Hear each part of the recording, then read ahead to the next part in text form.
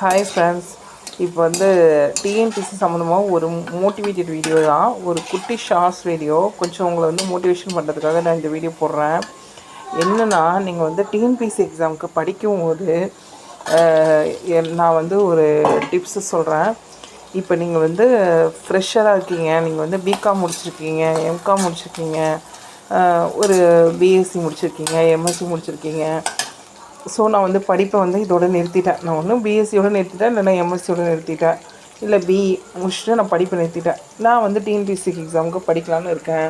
TNPSC exam படிக்கிறதுக்கு ஒரு degree இருந்தால் போதும், அதுக்கு மேலே நமக்கு வந்து எதுவும் தேவை கிடையாது. ஸோ நான் வந்து ஒரு கவர்மெண்ட் ஜாப் வாங்கி செட்டில் ஆகலாம் அப்படின்னு நினைக்கிறவங்க, நீங்கள் செய்கிற ஒரு மிஸ்டேக் என்னென்னா, எந்த வேலைக்கும் போகாமல் எந்த பிஸ்னஸும் பண்ணாமல் முழுசாக டிஎன்பிசியை மட்டும் நம்பி இறங்கக்கூடாது.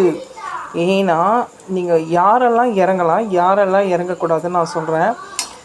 கன்ஃபார்மாக நான் பாஸ் ஆகிடுவேன் அப்படின்னு தன்னம்பிக்கையோடு சொல்கிறவங்க மட்டும் இதில் இறங்கக்கூடாது.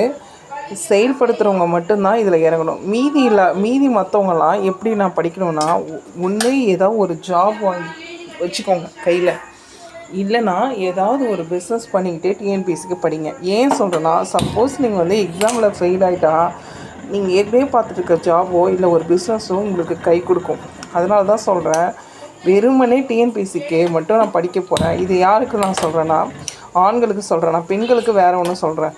இப்போ ஒரு ஆண்கள் வந்து ஒரு நீங்கள் வந்து பிகாமோ எம்காமோ முடிச்சுட்டீங்க, இல்லைம்மா நான் எனக்கு கவர்மெண்ட் ஜாப் போகணும் ஆசையாக இருக்குது, இல்லைப்பா நான் கவர்மெண்ட் ஜாப் போகணும்னு ஆசையாக இருக்குது, அதனால் நான் டிஎன்பிசிக்கு படிக்க போகிறேன், அதனால் நான் எந்த வேலைக்கும் போகாமல் இதை மட்டும் படிக்க போகிறேன் அப்படின்னு சொல்லி நீங்கள் இறங்காதீங்க. ஏன் சொல்கிறேன்னு கேட்டேன்னா, சப்போஸ் நீங்கள் எக்ஸாமில் ஃபெயில் ஆகிட்டா, நீங்கள் வந்து இப்போ டிஎன்பிசி எக்ஸாம் பொறுத்த வரைக்கும் நம்ம வந்து கால்ஃபர் வர வரைக்கும் நமக்கு ஒரு 6 மாதம் டைம் கொடுப்பாங்க.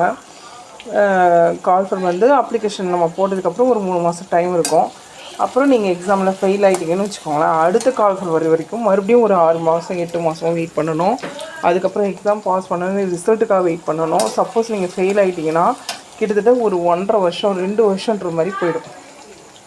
நீங்கள் டிகிரி முடிச்சுட்டு நீங்கள் ஜாபுக்கும் போகலன்னா, இப்போ இதுலேயும் ஃபெயில் ஆகிட்டு ஜாபுக்கும் போகல அப்படின்ற பட்சத்தில் நீங்கள் புதுசாக ஏதோ ஒரு ஜாப் தேடுறீங்கன்னா, நீங்கள் டிகிரி முடித்து இவ்வளோ நாளாக என்ன பண்ணீங்க? நீங்கள் வீட்டில் தானே இருந்தீங்க, உங்களுக்கு வந்து வேலை கிடையாது, ஃப்ரெஷருக்கு வேலை கொடுப்போம், இல்லைனா எக்ஸ்பீரியன்ஸ் ஆனவங்களுக்கு தான் வேலை கொடுப்போம் அப்படின்னு சொல்லி உங்களை ரிஜெக்ட் பண்ணுவோம். ப்ரைவேட் ஜாப்பும் கிடைக்காம போயிடும். நீங்கள் ரொம்பவே டிப்ரெஷனில் மூழ்கிடுவீங்க. அதனால தான் நான் சொல்கிறேன், ஒரு வேலை பார்த்துக்கிட்டோ ஒரு பிஸ்னஸ் பண்ணிக்கிட்டோ டிஎன்பிசி எக்ஸாம் படிச்சிங்கன்னா, எக்ஸாம் ஃபெயில் ஆனாலும் வேலையும் உங்களுக்கு பிஸ்னஸும் கை கொடுக்கும். இந்த டிப்ஸ் முடிச்சு தான் ஃபாலோ பண்ணி